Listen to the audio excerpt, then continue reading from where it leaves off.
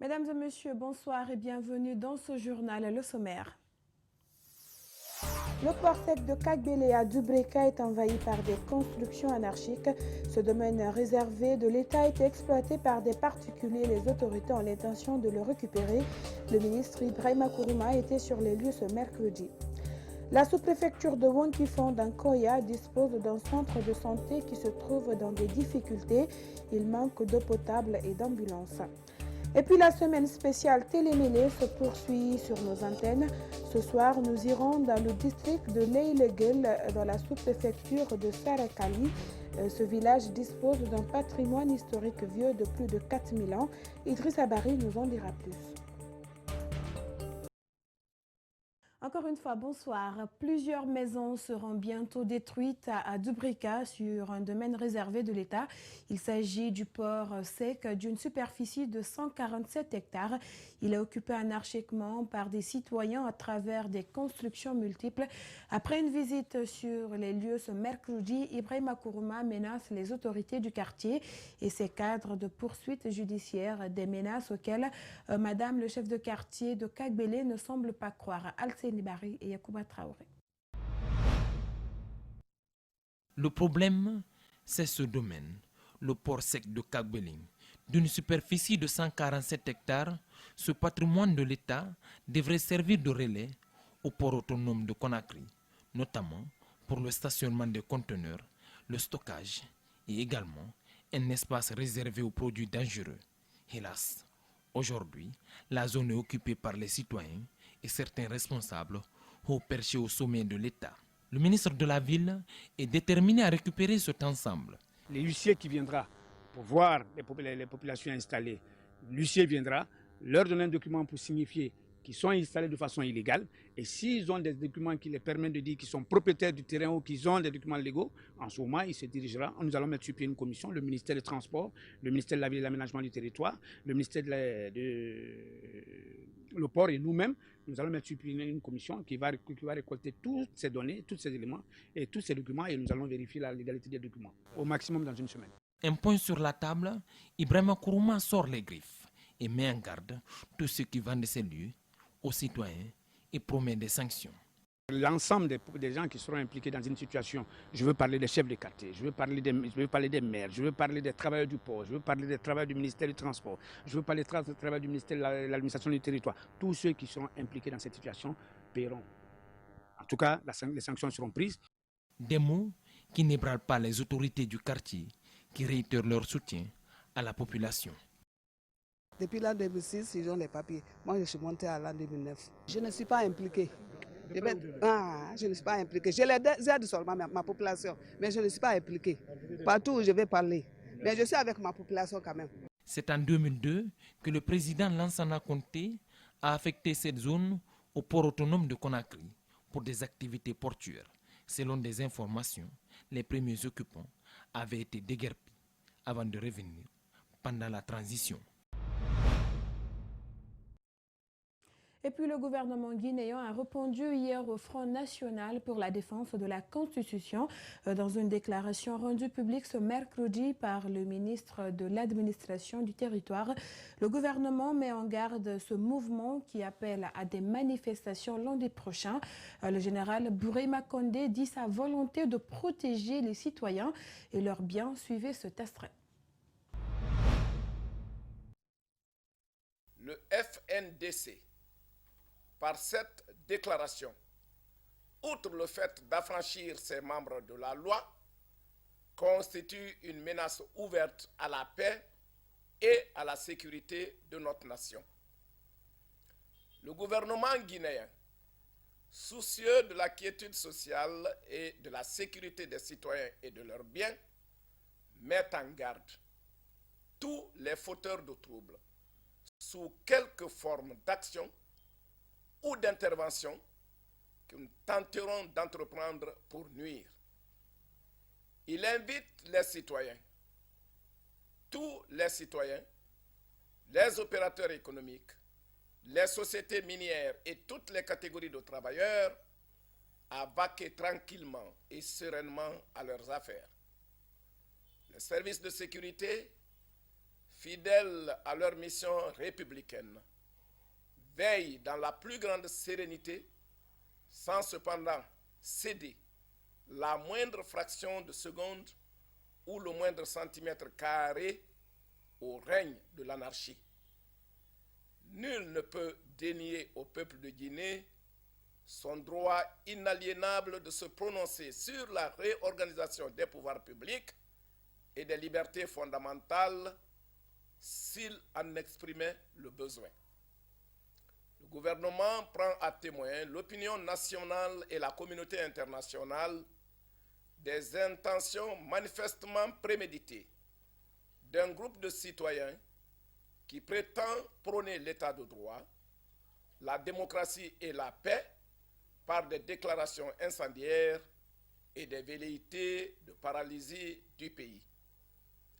Le gouvernement tient à rappeler que récemment, un cadre institutionnel de large consultation nationale a été instauré sous l'égide du Premier ministre chef du gouvernement pour recueillir tous les avis et suggestions de l'ensemble des acteurs sociopolitiques du pays sur les sujets de préoccupation nationale. Le gouvernement guinéen, fort de ses prérogatives régaliennes, rassure le peuple de Guinée que sa sécurité et sa quiétude ne seront aucunement affectées par des agissements contraires aux pratiques républicaines. C'était le général Bourema Condé, ministre de l'administration du territoire. Un cadre de concertation s'ouvre à Conakry ce mercredi et sur la gestion des produits et des substances chimiques. Et l'objectif de cette rencontre est d'harmoniser les efforts des points focaux des différents départements ministériels, mais aussi réglementer le secteur. Gibril Ba et Ibrahima Sori Kamara. Selon un constat des environnementalistes, la gestion des substances chimiques devient préoccupante, alors que la Guinée a pris des engagements internationaux pour la protection de l'environnement. Il est temps, selon Oye Guilavogui, de mener des actions susceptibles pour combler les attentes. Il y a plus à démontrer le danger que courent les États dans l'utilisation, n'est-ce pas, des produits, des substances chimiques. C'est extrêmement dangereux. Les autres pays, déjà depuis très longtemps, ont pris des dispositions pour réglementer l'utilisation de ces produits.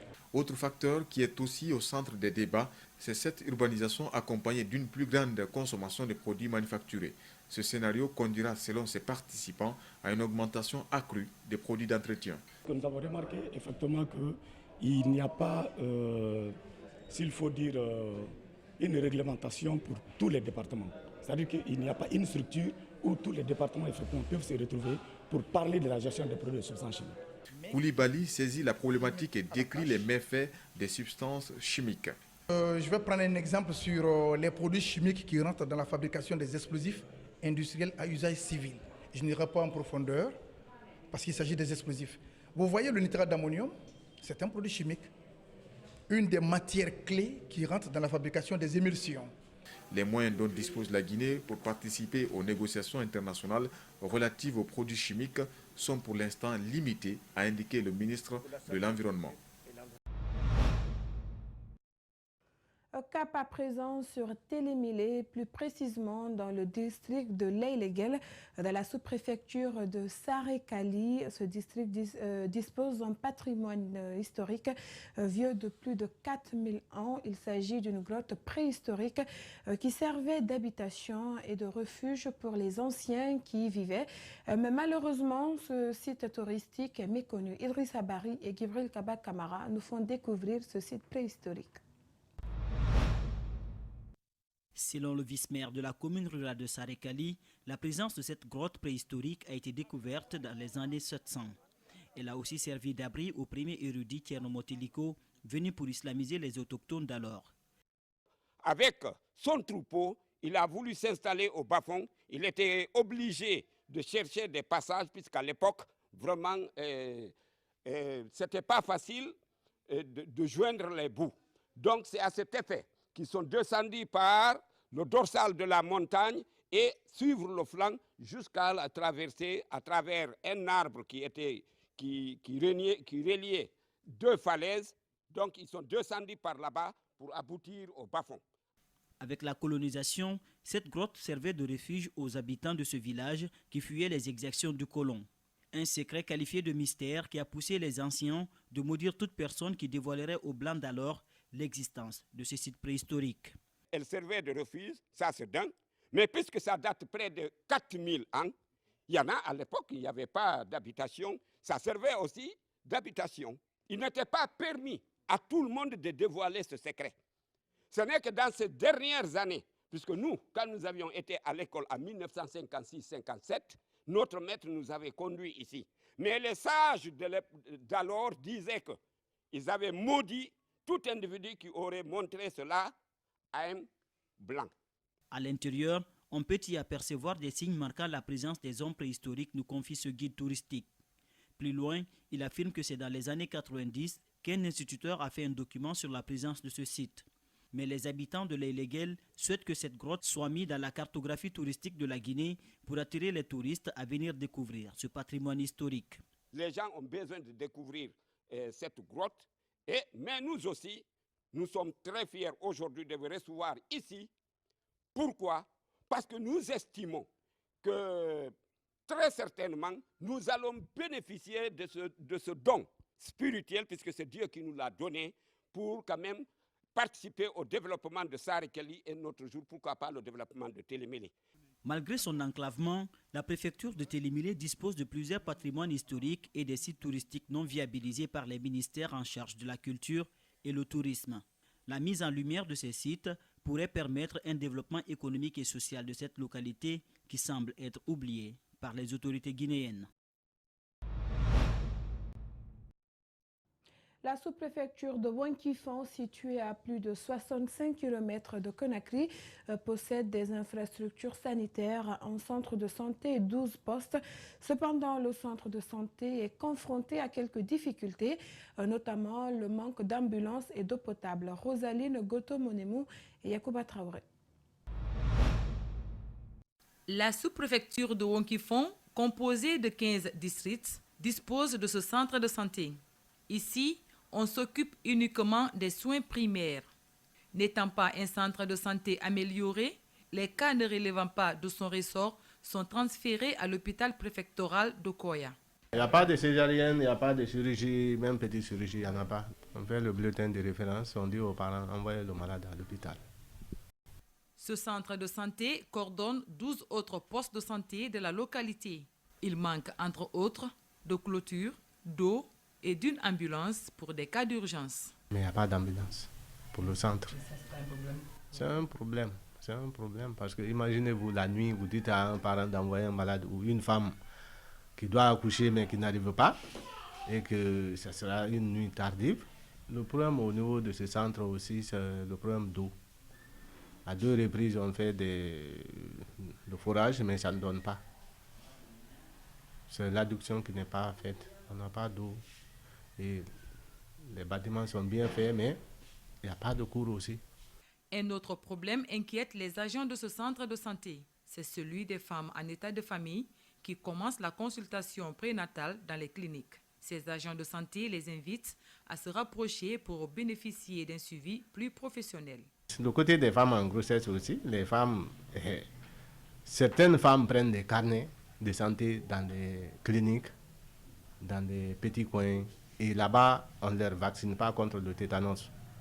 Donc il faut une sensibilisation à ce niveau, que toute femme en grossesse doit prendre le carnet au centre de santé. Parce qu'au centre de santé, on le vaccine contre le tétanos. La population de Wankifon est estimée à 36 690 habitants, suivant le recensement général de la population et de l'habitat de 2014. Situé au quartier Kipé, dans la commune de Ratoma, le centre UCMAS, depuis sa création en 2017, a instauré un programme de développement des capacités intellectuelles et linguistiques des enfants visant à renforcer l'intelligentsia du pays afin de promouvoir une éducation qualitative pour tous. Un carnaval a été impulsé à cet effet par le personnel encadreur dans les quartiers Koza, Bantunka, une manière de sensibiliser sensibiliser les parents pour leur inculquer une volonté d'adhésion au programme enseigné par le centre UCMAS. Publié reportage de Kadia Diallo et de Lamine Silla. Cette caravane vise à sensibiliser les parents sur l'utilité d'inscrire les enfants au centre UCMAS. Ce centre a pour vocation de promouvoir une éducation pour tous. En son sein, un programme de développement des capacités individuelles des enfants, les compétences mentales et linguistiques des enfants, dont l'âge est défini entre 4 et 14 ans. Ce que nous avons à le dire, c'est d'inscrire leurs enfants au programme UCMAS, de venir auprès de ces écoles pour se renseigner encore de plus ou de nous contacter sur nos numéros afin qu'ils puissent inscrire leurs enfants, qui est universel. Donc un programme qui est enseigné depuis 1993 et jusqu'à présent leurs enfants ne font pas partie de ce programme. Ce programme du centre UCMAS est axé essentiellement sur le discernement des chiffres, puis réveille l'énergie mentale des enfants, suivant l'utilisation de l'outil appelé UC Perle. Cet exemple l'illustre. 6, 3, 5, 6, 2, 9, égale 21. 21, c'est correct. 2, 8, 3, 7, 4, 6, 5, égale 35. 35, c'est correct. Prêt? 2, 5, 6, 7, 4, 6, égale 20. 20, c'est correct. Prêt? 6, 3, 5, 4, 2, 9, égale 19. L'un des objectifs du centre UCMAS est de fournir aux enfants une éducation qualitative, bien équilibrée afin de développer la pensée créative, la puissance de la mémoire, la capacité de raisonner logiquement, ainsi que le renforcement de la confiance en soi chez l'enfant. Tels sont les atouts du personnel enseignant. Et nous demandons aussi aux fondateurs des écoles, aux directeurs des écoles d'accepter d'adhérer au programme UCMAS. Nous exhorçons et même le ministère de l'Enseignement et de l'Éducation nationale afin que ce programme soit intégré dans le système d'études de la nation de la Guinée. UCMAS offre un éventail d'avantages qui permettent de motiver votre enfant à apprendre aisément tout en cultivant des aptitudes créatives pour aboutir à une bonne gestion de son temps.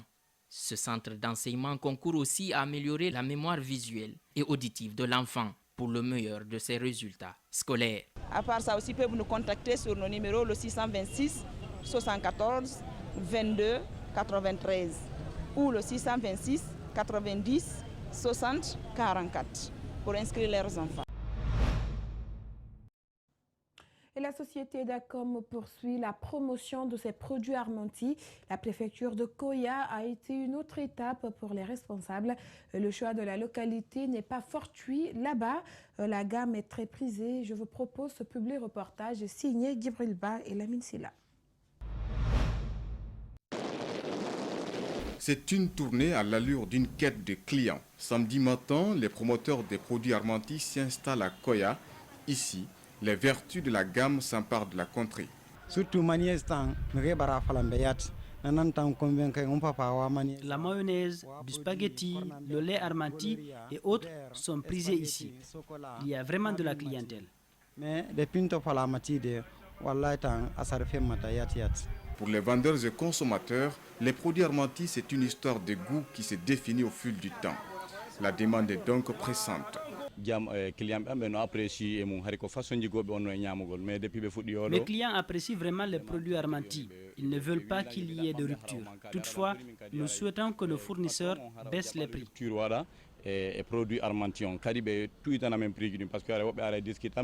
Dans une localité à forte densité, Dacom a une idée pour encore rendre heureux ses clients. C'est les mêmes engagements, c'est les mêmes recommandations et c'est les mêmes satisfactions aujourd'hui qui sont ressorties de cette tournée qu'on a effectuée sur Koya.